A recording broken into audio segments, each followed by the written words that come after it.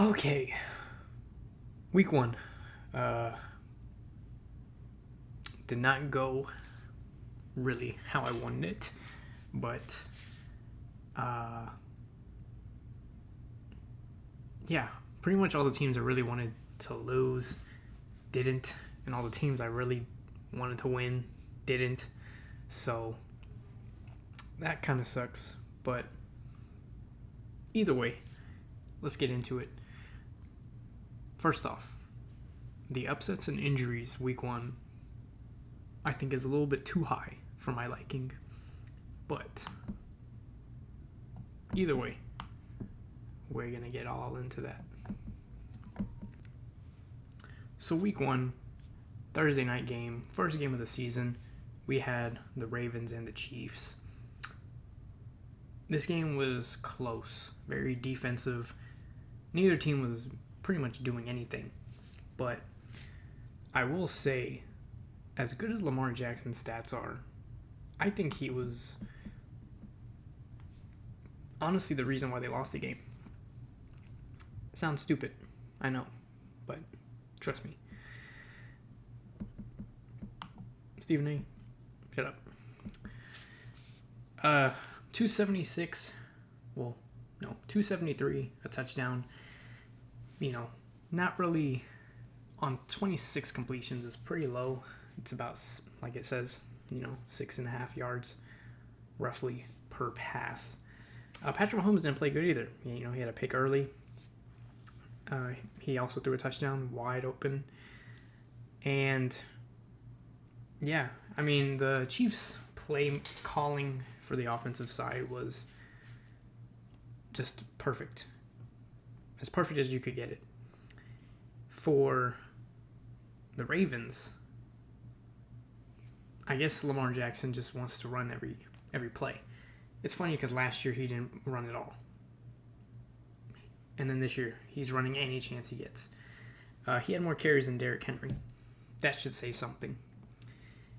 And I just feel like they didn't use him as they needed to. But yeah, Isaiah Likely came in clutch this game. 9 catches, 113, and a touchdown. That's pretty much the Ravens' offense. Lamar Jackson running and him passing to Isaiah Likely. Rashee Rice, 103. Xavier Worthy had 2 touchdowns, 1 catching, 1 rushing. And Noah Gray coming in clutch, made some big catches on third down for them. Isaiah Pacheco, doing his usual couple plays a game for those plays. He gets about 15 yards. But yeah, this game was close, but honestly, this was I felt like you could feel like the Chiefs were going to get this the whole time. And then right at the end, you think that, the Ravens can pull it off, and then he's just barely out of bounds, which is just brutal. But yeah, Chiefs get to start 1-0. That's always great. Next, we had a Friday night in Brazil. We had the Eagles and the Packers play. Jordan Love, 2 touchdowns, a pick, 260. Jalen Hurts, 2 touchdowns, 2 picks, 278. Roughly about the same outside of the picks. Josh Jacobs, 84 rushing yards to Saquon's 109 with 2 touchdowns. Saquon was ultimately the main reason I feel like they won this game. The run game was consistent pretty much the entire night. And just him being able to make plays. He had 3 total touchdowns, 1 catching, like I said, 2 rushing. Jalen Reed, super clutch, 138 and a touchdown on only 4 catches. Romeo Doubs, him and Jaden Reed are pretty much the offense.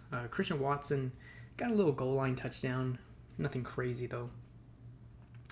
AJ Brown, 119 and a touchdown. Devontae Adams, 84, no touchdowns, but he had 2 more catches. I believe he had 1 or 2 drops, but yeah, towards the end of the game,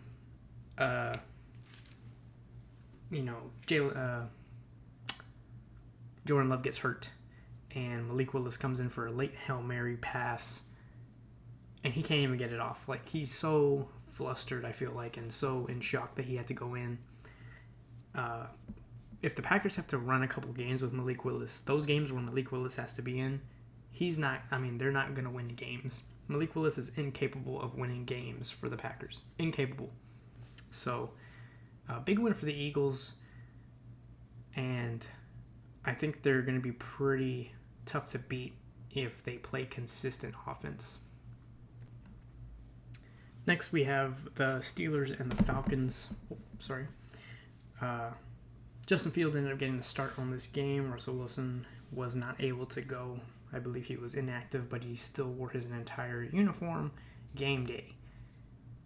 Typical Russell Wilson fashion. Him and Kirk Cousins were battling it out. Both didn't play great. Threw the same amount of yards. Kirk threw a touchdown and 2 interceptions. Najee Harris, 70 yards on 20 carries. He doesn't get better as the game goes on. He's going to have 40 carries for 100 yards. Bijan, 18 for 68. No touchdowns for either running back or any running back this game. George Pickens led the game in receiving with 85. No touchdowns there. Steelers won this game with nothing but field goals. 5 field goals. The only touchdown was by Kyle Pitts in, I believe it was like a goal line. It wasn't even far. But yeah. For the defense, both of these teams were just honestly stopping each other the whole time. But yeah, honestly, this game was pretty pathetic. I'm not sure how the Falcons couldn't win this. It just doesn't make sense to me. But, big win for the Steelers, having to start Justin Fields and not have Russell Wilson in the starting lineup and able to somehow win this game with no touchdowns, Good win for them, pathetic loss for the Falcons. Next, we have the Cardinals and the Bills. This was almost a big upset for the Cardinals. They were winning, 17-0 at the half, and then the second half they just couldn't get anything going. Kyler Murray, 162, touchdown, no picks. Josh Allen, 232, 2 touchdowns, no picks. Kyler Murray led the team in yards and rushing yards. James Conner had a touchdown. Josh Allen had 2 rushing touchdowns. James Cook had 19 for 71 yards. But there wasn't really any big playmakers this game. It was more of just who was going to be able to come down and finish the game. And ultimately, the Bills were able to close this game out near disaster to start the season, but man, almost an upset, like I said, for the Cardinals. But the Bills don't look like a super powerful team this year. They have a really good Josh Allen, I feel like, but man, they're in trouble if he has to play that every game for them to win. Next, we have the Bears and the Titans. Bears ended up winning this game just by 7 points. It wasn't because of Caleb Williams. Will Levis did not play good, 19 for 127, a touchdown, 2 picks. Tony Pollard led the team in rushing. Tajay Spears only had 21 yards, which is pretty surprising. DeAndre Swift and Khalil Herbert combined for 34 yards on 12 carries. So this was a very just strange called game. Calvin Ridley led the game in receiving yards for 50 yards. No touchdowns. Tyler Boyd had 18. No touchdowns. DJ Moore and Keenan Allen led the Bears in receiving. And not a lot of help here, but the defense for the Bears and poor play by Will Levis is what ultimately cost this game. But yeah, nothing special. It was a really bad game. Tennessee didn't even score in the second half. The Bears scored 3 points in the first half. Not a lot was going on this game. Just ultimately who was going to close it out, and it was the Bears. Next, we have the Patriots and the Bengals. Huge upset, in my opinion. Probably the upset of the week. With, just everything that came with this game. For one, the Patriots being away and the Patriots being the Patriots. Joe Burrow, 164, no touchdowns, no picks. Zach Moss, Chase Brown had 55 total yards with 1 touchdown. Ramondre Stevenson, 120 off of 25 carries and a touchdown. Austin Hooper, when your tight end is leading your team in receiving yards, that should say something. And then you still win. Jamar Chase, not a big factor in this game. He wanted all that money and ultimately wasn't able to really do nothing with it. But this was a really bad game for the Bengals. I mean, the special teams and defense for the Patriots they won this game. They're the MVPs of this game. All I have to say is extremely huge upset for the Patriots. Horrible loss for the Bengals. And I do believe that the Bengals are going to bounce back, but that was such a horrible game to start off week 1. Next we have the Texans at the Colts. Huge win for the Texans. Divisional win week 1. They won by 2 points. CJ Stroud played pretty decent, 234, no picks, threw 2 touchdowns. Anthony Richardson played, I think, really good for being really horrible stat-wise. He actually did really good. He only completed 9 passes for 212, but he threw 2 touchdowns. So every third pass, it was going to be a touchdown or pick. And only Jonathan Taylor was it was him, and that's it. Just look at the rushing. Anthony Richardson ran for 6. Scrambled 6 times, got a touchdown. And Jonathan Taylor, 16 for 48, and he also had a touchdown. But if you look at Texans, you have Joe Mixon, Dameon Pierce, CJ Stroud ran a couple times, Tank Dell had 2 carries, and Stephon had a carry. Receiving-wise, they were really putting that trio to use. Stephon had the least yards, but had 2 picks. Tank Dell had 40 yards on 3 catches. Nico Collins led the team in yards. So you can already see this developing into a very powerful offense. Joe Mixon also had 19 yards catching, but he had 159 yards rushing with a touchdown. Insane. But don't be surprised. Look at the Colts receiving yards. 3 catches for Alec Pierce for 125 and a touchdown. And Ashton Dolan, 1 catch for 54 and a touchdown. Michael Pittman Jr., 4 for 31. This is, very fast, powerful. I don't know if I put it in a video, but if you look at some of the I think I said it last year, their receivers, they had the fastest receiving core. Statistically, I think, towards the end of the year last year. Look at these yards per catch. That kind of just cements the truth. But huge win for the Texans. Their defense played great when they needed them most. But big win for the Texans. Tough loss for the Colts. But hey, Anthony Richardson looked good for his first game back. And people don't realize how young he is. He's actually, I think 22. So pretty good. Next we have the Jaguars at Miami. This was a really close game, 17-7 at the half. Jaguars were leading, and then they disappeared the second half. Dolphins started to come alive a little bit. They played a little bit more consistently after that first half. But, man, was it almost a, big upset. Trevor Lawrence, 162, 1 touchdown. I feel like most of those yards, probably about 90% of those yards came from the first half. Tua, he did a really good average per catch. But, if you look at the receiving with these teams, Tyreek and Jalen both had, over 100 yards. Gabe Davis, Brian Thomas Jr., Christian Kirk. Christian Kirk only had 1 catch. And he had 2 drops. So I feel like, a couple of those drops, couple little things go Jaguars' way. The Dolphins lose this game. This was a very close game, but I would say ultimately Dolphins got a little lucky here that the Jaguars couldn't get a rhythm. They came out slow and had no momentum. But, man, was it almost a blowout for the for the Jaguars.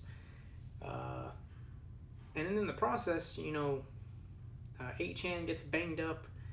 Mostert gets banged up. So it's like you lose your two starting running backs. Now what? So we'll see what they do week 2, but they got lucky.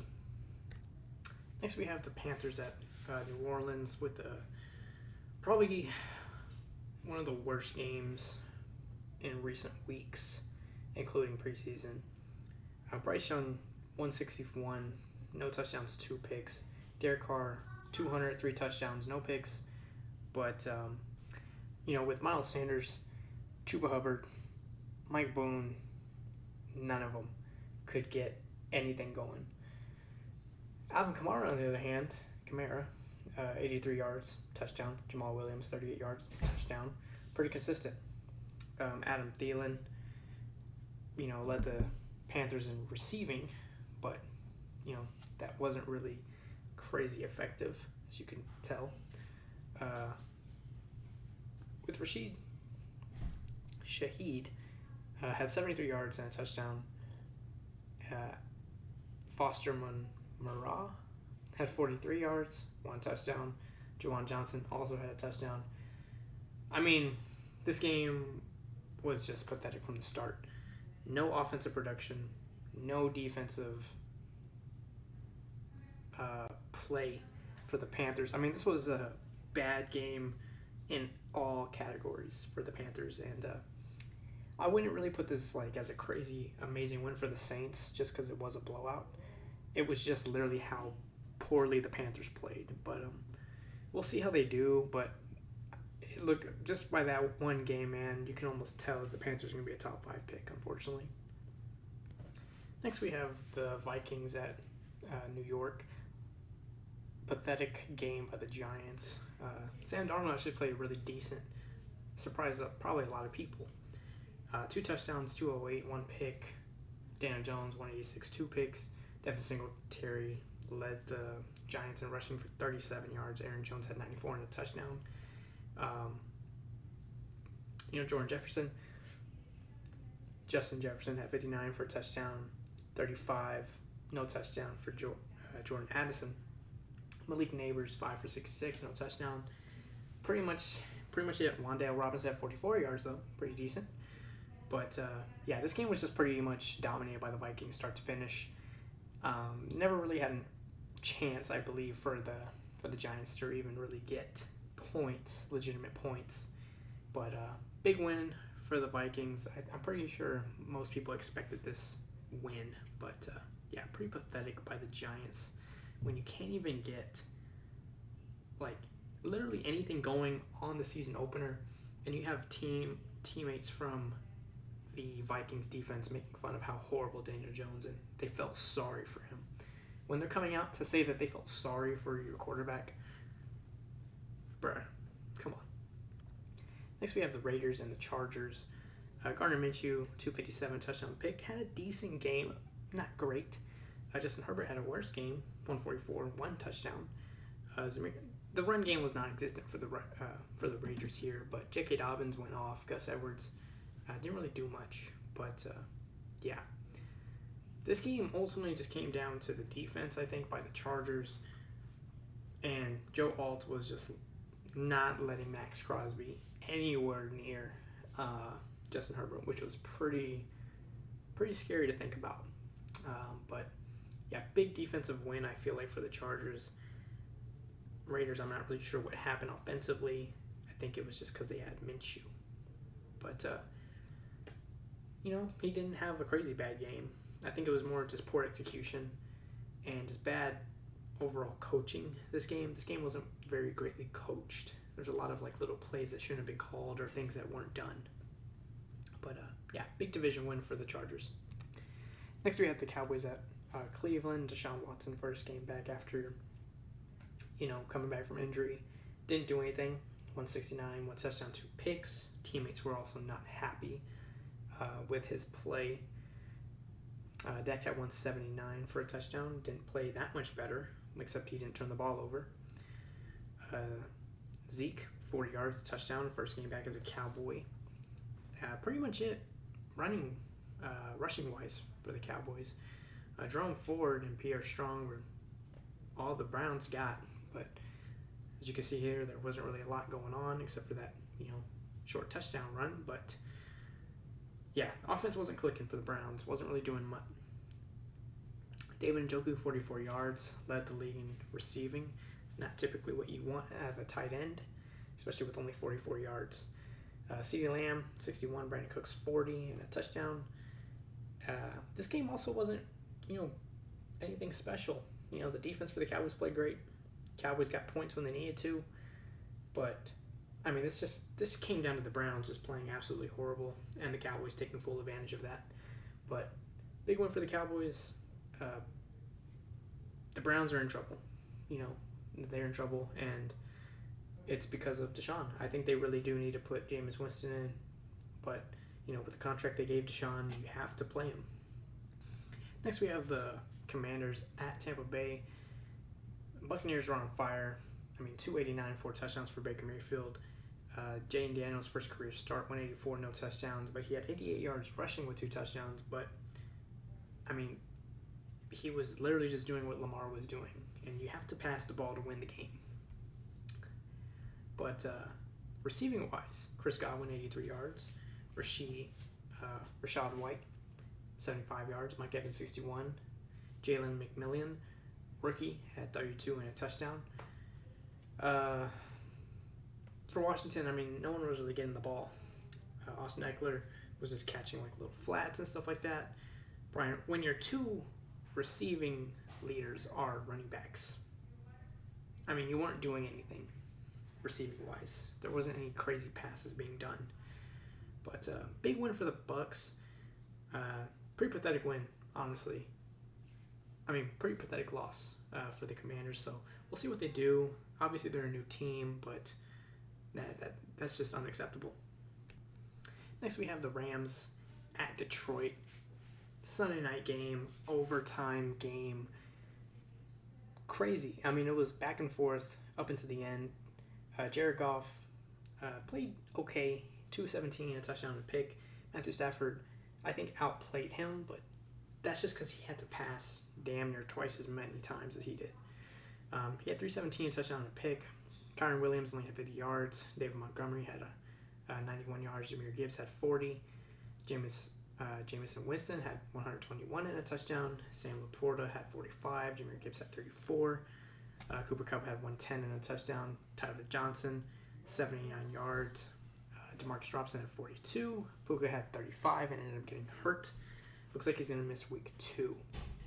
But honestly, just a great game. Came down to the very end, and big win for the Lions, and tough loss for the Rams. Rams are have tons of injuries. I believe they were playing with almost an entire offensive line, like a backup offensive line that game. So for them to almost win, still proves that the Rams have a solid team. It's just not enough to beat the high-powered teams. But like I said, injuries were on them that night. So I would say wait till around week 5, week 6 where they get healthy again. And, they'll see where everything's at. Next, we have the Jets at San Francisco. Aaron Rodgers' first game back from injury, 167, a touchdown and a pick. Brock Purdy outplayed him, 231. No picks, no touchdowns, though. Tyrod Taylor ended up coming in at the end of the game just because, there was pretty much no chance for the Jets to come back and win. Breece Hall had 54 yards and a touchdown, pretty decent. McCaffrey was hurt this game. Looks like he's going to be hurt for maybe the next month. Jordan Mason came in, 147 and a touchdown, played great. Juwan Jennings had 54 yards. Deebo Samuel had 54 yards. Kyle Juszczyk had 40. Brandon Ayuk only had 28. But yeah, this was honestly field goals and defense for the 49ers and just a great run attack. Alan Lazard did 89 yards, 2 touchdowns, a garbage touchdown, garbage catch. Garrett Wilson has 60 yards, no touchdowns. But I don't know, man. The Jets couldn't find their offensive, rhythm, only scoring, 2 touchdowns the whole game. So they weren't really doing much, and one of them was a garbage touchdown. But either way, strong win for the 49ers with, Christian McCaffrey being out. But, they should be able to be fine. Let him rest, let him recover slowly, let him ease him back into the offense. And, I wouldn't be surprised if the 49ers go on to the Super Bowl this year. Next, we have the Broncos at Seattle. Bo Nix didn't play good. He didn't play good at all. 138, 2 picks. He was playing very nervous. He was extremely nervous for this game. You could tell just by the way his pass selection was. I believe he only made like 2 or 3 passes that were like legitimate down the field type passes. Everything else was just check downs. I mean, look at the average per reception, 3.3. There wasn't really anything getting the line of scrimmage, Defense played amazing. Defense got a pick right away, got 2 safeties in the first half, the defense did their job, but, Denver just couldn't do anything. Couldn't get the run game going. I also feel like we didn't run enough to open up the run game. And, Kenneth Walker just walked us down, 103, a touchdown. Geno Smith broke out for a 34-yard touchdown, which was really stupid. But, Josh Reynolds led our team 45 yards. Devon Vell, rookie, 26-year-old rookie for 39. Cortland Sutton, 38. Cortland Sutton was thrown to 12 times. 12 times. And he only had 4 catches. Keep in mind he did drop maybe 1 or 2. But the other ones were just completely horrible passes. That's where 2 of the picks came from throwing to, Cortland Sutton. Both times into triple coverage. I don't know why he was just relying so much on Cortland Sutton. We have other receivers. A lot of the receivers were, dropping the ball though. But it was just bad. Defense, kept us in the game for the most part, but this was just, I think, nerves and a lot of just mental mistakes. We could have easily beat them. We almost beat them at the end, and we had no offensive production. So, we were, in a way, still in this game. Pretty tough loss because we were right there. But, Tyler Lockett, 77 yards. DK Metcalf didn't really do anything crazy except, get like 2 holding calls on him to, move the chains. That's where, he technically had 3 for maybe 55 yards because he caused 2 penalties. But, this was just a tough loss. And I just really wanted them to beat the Seahawks. But what can you do? I still have faith in Bo Nix. He had a very horrible game and he had horrible nerves. I think he didn't really play that good just because of that. He was forcing things. He was just nervous. He was scared to run. I don't know. This game was just all over the place, and it's a building game. And this game also made me realize that we don't have any elite offensive weapons outside of the offensive line. The offensive line played pretty decent. In my opinion, they did. But, we don't have a crazy running back. We don't have a crazy receiver. We don't have a crazy tight end. We're missing key players, star players. So I hope we go into the draft next year building off of that, or going into free agency, because we have no big name, big playmakers on the offense. We always sign big name free agents for the defense or offensive linemen, but we never get skill players. So hopefully that will change. But this was a tough loss for me. Next, we have picks of the week for week 2. Thursday night, we have the Bills going to Miami. I think this is going to be a 50-50. I believe this game, betting-wise, is like 49% chance that the Bills are going to win the game. So it's a 51-49. It's pretty close. I just don't know who to go for here. I think I'm going to go with my gut. And I don't know. This is so tough. Both teams don't really have a defense.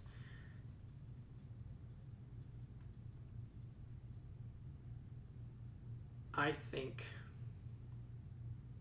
that the Dolphins are going to win just based off of their consistency, but I would not be surprised if the Bills blow out the Dolphins.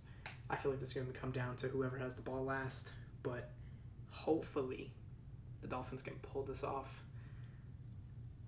It's just going to be so close. Both teams almost lost. Dolphins almost lost to the Jags. The Bills almost lost to... Who they almost lose to? They almost lost the last game. I forgot who they played. Who did they play? It's going to bother me now. Bills almost lost to the Cardinals. So both teams almost lost to pretty mediocre teams. So it's hard to judge them off of that first week one because both teams played horrible. Man, this is tough.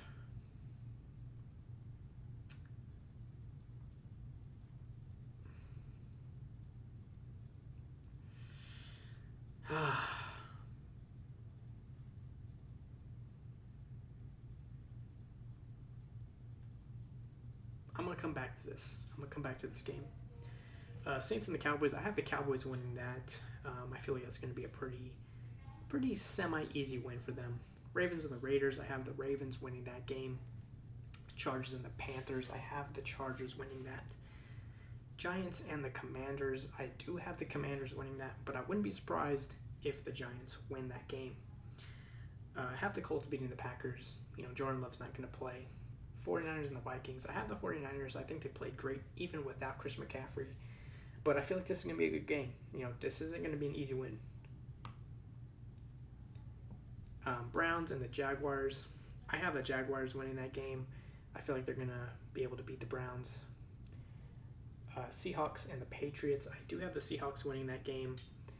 I just feel like it's going to be more of an offensive game for the Seahawks this time around. But the Patriots have a semi-decent defense. For the Jets and the Titans, I have the Jets barely, but I wouldn't be surprised at all if the Titans beat the Jets. Lions and the Bucks, I think that's going to be another toss-up. I mean, I don't know who to pick here, but I think I'm going to trust my gut and pick the Lions. Wouldn't be surprised at all if the Buccaneers win. Pittsburgh and the Broncos, I do have the Broncos winning that barely, just because it is a home game, first home game. Get the jitters out of the first game, and hopefully they can come out with a dub here. Rams and the Cardinals, I do have. This is another 50-50 game with the amount of backups that the Rams have. It's just so tough on who to pick here. I think the Cardinals can pull this win off. I would not be surprised at all if they lose to the Rams. I do have the Texans beating Chicago Bears just because it's a home game, and I feel like the Texans have just a better trio of weapons. But I feel like this is going to be a great game for Sunday night. And a 3 o'clock game for the Bengals and the Chiefs. Just based off of what I saw from week one, it's hard to judge how these teams are going to do against each other, but hey, I think I got to go with my gut here. I didn't go with my gut last week. I'm going to go with the Chiefs.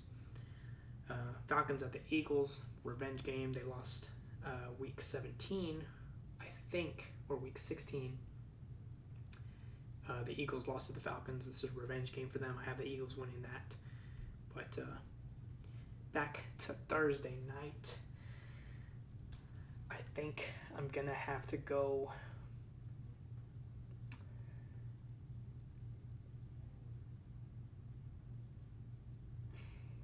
It's just a matter of how these quarterbacks are going to play, man. If Tua plays bad, the Bills are going to destroy him. If Josh Allen plays bad, the Dolphins are going to destroy them. Gosh, this is so close. Now I understand why, it's a 51-49 game. I don't know who to pick. think I'm going to have to go...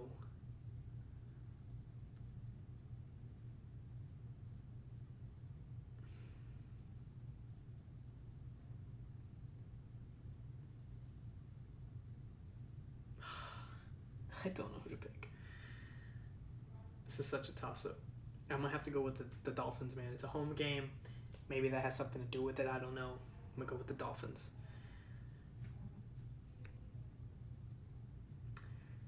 So, that was week 1.